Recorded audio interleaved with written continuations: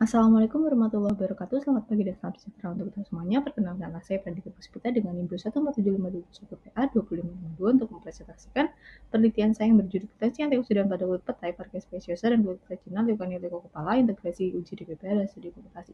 Saya dibimbing oleh Bapak Dr. Robin Cahyono selaku dosen pembimbing 1 serta Bapak Profesor Dr. Hano Dwi Pranowo selaku dosen pembimbing 2. Pertama yaitu pendahuluan. Radikal bebas di alam memicu penyakit degeneratif seperti stroke, hipertensi, dan juga kanker. Maka dari itu diperlukan antioksidan alami yang mampu menetralkan radikal bebas. Indonesia memiliki radikal bebas yang tinggi sehingga berpotensi sebagai sumber antioksidan.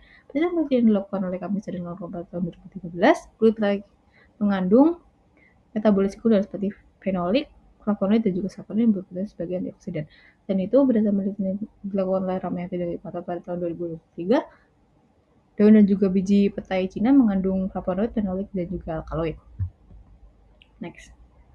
Selanjutnya adalah tujuan penelitian. Penelitian ini bertujuan untuk menganalisis kandungan metabolit sekunder pada kulit petai dan juga petai Cina untuk melalui screening fitokimia, KLT, dan juga GCMS untuk mengetahui senyawa bioaktif yang berpotensi sebagai antioksidan. Selanjutnya adalah mengevaluasi aktivitas antioksidan kedua ekstrak dengan uji DPPH berdasarkan nilai IC 50 dan membandingkan potensi keduanya. Selanjutnya adalah mendukung hasil eksperimen dengan studi komputasi DFT melalui analisis energi homolumo dan juga energi gap senyawa bioaktif untuk menjelaskan mekanisme antioksidan secara teoris. Manfaat dari penelitian ini adalah menyajikan data IC50 sebagai parameter kuantitatif kekuatan antioksidan bahan alam. Selain itu untuk mendukung manfaatan limbah kulit petai sebagai sumber antioksidan yang potensial dan juga bernilai ekonomis. Selanjutnya adalah tinjauan pustaka dan juga perumusan hipotesis. Kulit petai dan juga petai Cina memiliki famili yang sama yaitu Fabaceae, namun memiliki genus yang berbeda yaitu Parkia dan juga Leukania. Maka dari itu struktur morfologinya pun sama. Berdasarkan penelitian yang dilakukan oleh Kamisa dan kawan-kawan dan juga Dipta dan kawan-kawan pada tahun 2019, kulit petai mengandung metabolit sekunder seperti flavonoid, fenonoid, dan juga saponin yang berpotensi sebagai metabolit sekunder. Selain itu nilai IC-nya yaitu sebesar 0,364 mg per mililiter. Selain itu dan juga berdasarkan penelitian yang dilakukan oleh Ramayati dan Trimanto pada tahun 2023, daun dan biji petai Cina mengandung flavonoid, fenonoid, dan alkaloid yang berpotensi sebagai sumber antioksidan dengan nilai IC sebesar 0,0863 mg per mililiter. Berdasarkan persamaan ini, maka kulit petai Cina juga berpotensi sebagai antioksidan alami. Selanjutnya adalah analisis komputasi, yaitu energi homodinamika. Energi homodinamika adalah kemampuan suatu molekul untuk mendonorkan atau menerima elektron. Energi homodinamika ini juga memberikan parameter prediktif terhadap potensi antioksidan. Berdasarkan selisih antara energi homodinamika diperoleh nilai energi gap, di mana nilai energi gap ini adalah nilai energi gap yang semakin kecil akan cenderung lebih mudah menurunkan elektron, sedangkan nilai energi gap yang besar cenderung lebih stabil dan kurang reaktif. Berdasarkan penelitian yang dilakukan oleh Nagas, dia mengkategorikan nilai energi gap ini menjadi 4 kategori seperti sangat rendah, rendah, sedang, dan juga tinggi. Berdasarkan penelitian Nagas inilah, maka dapat disimpulkan jika energi kecil, maka potensi antioksidannya juga cenderung lebih tinggi. Selanjutnya adalah uji DPPH. Antioksidan ini berfungsi untuk melindungi sel dari radikal bebas. Prinsip dari uji DPPH ini adalah menstabilkan radikal bebas dengan cara donor dan juga donor akseptor dari hidrogen ataupun elektron. Berikut merupakan salah satu contoh reaksi penstabilannya, yaitu reaksi HAT dari RCH2OH dengan DPPH. Metode ini menggunakan spektrofotometer UV vis dengan hasil berupa nilai IC50. Berdasarkan penelitian yang dilakukan oleh Fatmawati pada tahun 2023, nilai IC ini dikelompokkan menjadi 5 kategori, menjadi sangat kuat, kuat, sedang, lemah, dan juga sangat lemah. Dengan semakin rendah nilai IC, maka semakin kuat potensi antioksidannya. Berdasarkan landasan teori itulah didapatkan dasar pemikiran 1, ekstrak etanol petai biasa mengandung senyawa metabolit sekunder seperti flavonoid, fenolik, dan juga saponin, sedangkan ekstrak etanol petai Cina mengandung flavonoid, fenolik, dan juga alkaloid. Maka dari itu, jika diperoleh hipotesis jika ekstrak etanol kulit petai juga petai Cina mengandung metabolit sekunder seperti flavonoid, alkaloid, saponin, dan juga fenolik, maka ekstrak tersebut memiliki potensi sebagai antioksidan. Selanjutnya, gabungan aktivitas uji ekstrak etanol dan biji petai menunjukkan nilai IC sebesar 0,364 mg per mililiter dengan nilai hasil uji aktivitas antioksidan biji petatina memiliki nilai EXI sebesar 0,0118 mg per mililiter. Maka diperoleh hipotesis 2, yaitu jika aktivitas antioksidan kedua ekstrak diukur dengan uji DPPH dan menunjukkan perbedaan nilai IC, maka dapat disimpulkan kedua senyawa memiliki perbedaan kekuatan dalam menangkal radikal bebas. Next, dasar pemikiran 3, perbedaan kandungan konsentrasi senyawa bioaktif pada ekstrak kulit petatina juga petatina diduga berpengaruh terhadap perbedaan nilai IC pada uji DPPH. Kombinasi antara eksperimen dan pendekatan komputasi memungkinkan pemahaman yang lebih menyeluruh terhadap mekanisme aktivitas antioksidan suatu senyawa, sehingga diperoleh hipotesis, yaitu jika studi komputasi mendukung hasil eksperimen dengan menunjukkan sifat elektronik senyawanya, maka dapat dikatakan bahwa ekstrak kulit petatina memiliki potensi antioksidan yang lebih tinggi dibandingkan dengan ekstrak kulit petai biasa. Itu merupakan rangkaian penelitian yang saya lakukan, dimulai dengan ekstraksi kulit petai, dilanjutkan dengan uji GCMS, kemudian dikomputasi, selanjutnya dilakukan uji fitokimia, KLT dilanjutin KLTP dan analisis UV-vis, ditutup dengan uji DPPH. Selanjutnya adalah metode penelitian.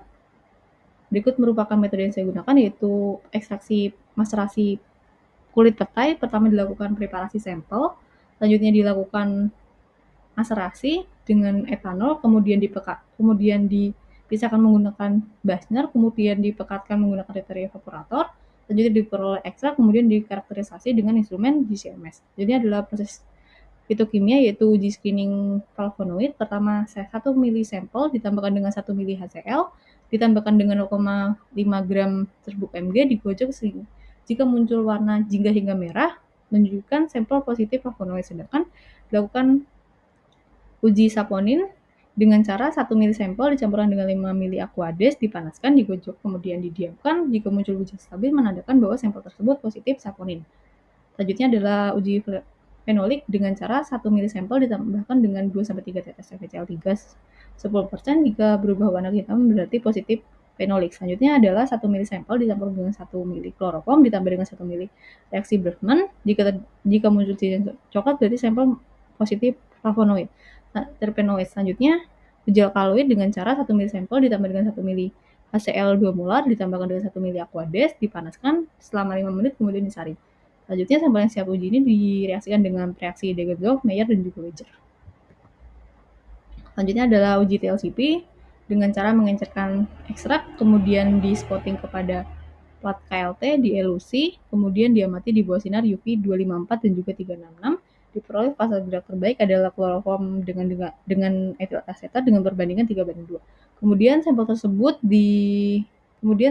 di spotting di KLTP, di elusi dengan fase gerak terbaik tersebut, kemudian habis itu diamati dengan sinar UV 366. Setelah itu dikerok dan diperoleh isolat diamati dengan spektrofotometer UV-vis. Selanjutnya adalah uji antioksidan. Pertama adalah menentukan panjang gelombang maksimum dengan cara 1 mili DPPH 0,4 milimolar ditambahkan dengan 4 mili etanol PA, digojok, didiamkan di ruang gelap, kemudian diamati dengan UV-vis. Selanjutnya adalah penentuan panjang gelombang maksimum sampelnya dengan cara 1 mili DPPH dicampur dengan 4 mili etanol, kemudian dimasukkan dalam sampel dengan bervariasi volumenya, bervariasi konsentrasinya, digojok, kemudian didiamkan selama 30 menit, kemudian diamati menggunakan spektrofotometer UV-vis.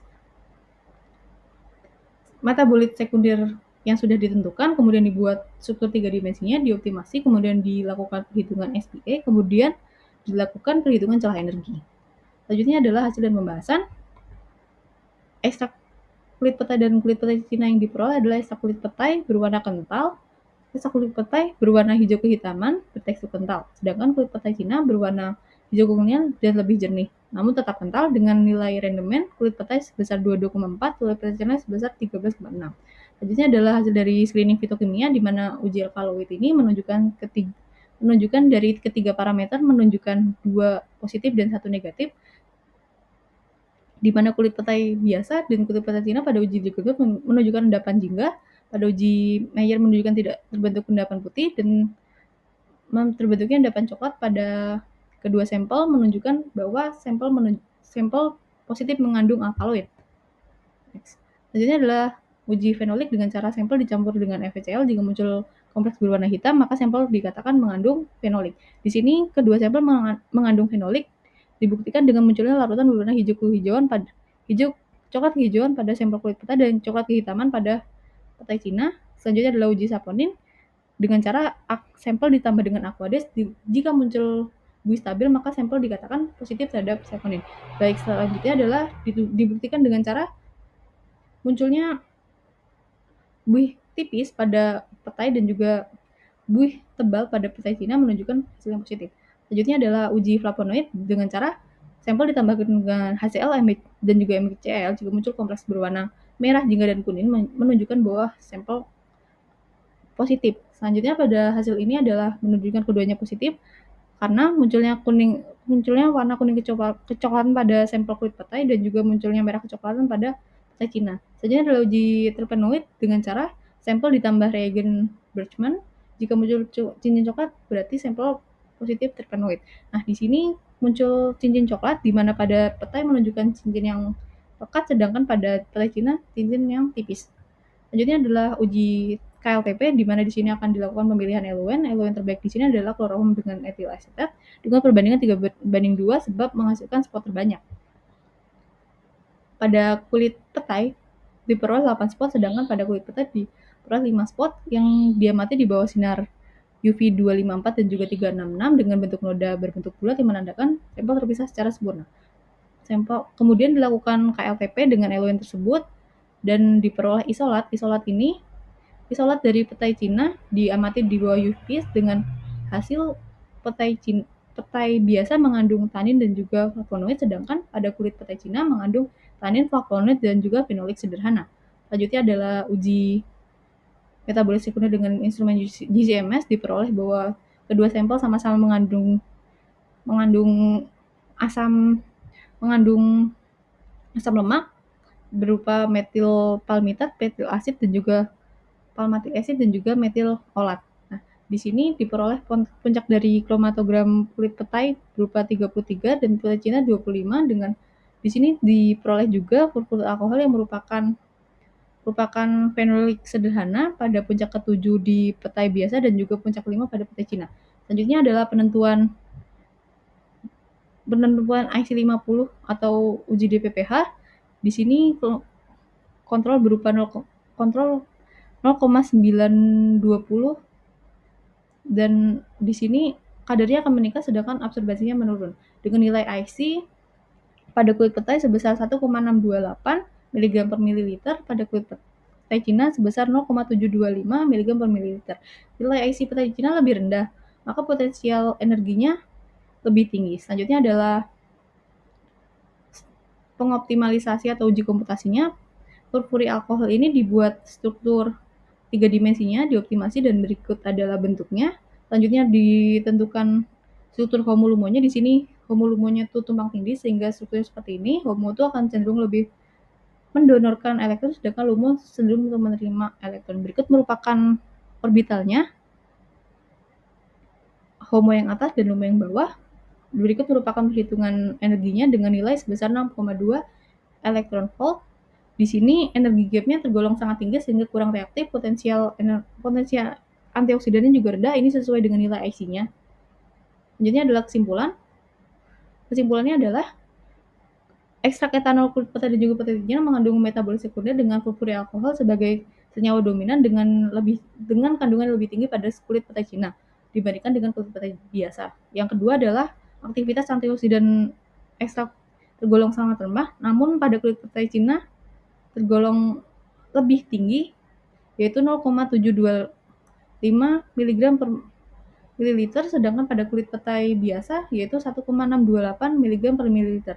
Studi komputasi di sini menunjukkan bahwa furfuryl alkohol memiliki energi gap sebanyak 6,20 elektron volt dengan bus OH yang mendukung mekanisme HAT, sehingga mendukung kulit petai Cina berpotensi lebih tinggi sebagai sumber antioksidan alami. Saran untuk penelitian selanjutnya adalah dilakukan penelitian menggunakan SCMS untuk mengidentifikasi lebih akurat seluruh senyawa metabolit yang terkandung serta melakukan pengujian yang lain seperti ABTS, FRP, dan RAC untuk memperoleh nilai antioksidan yang lebih komprehensif. Terima kasih.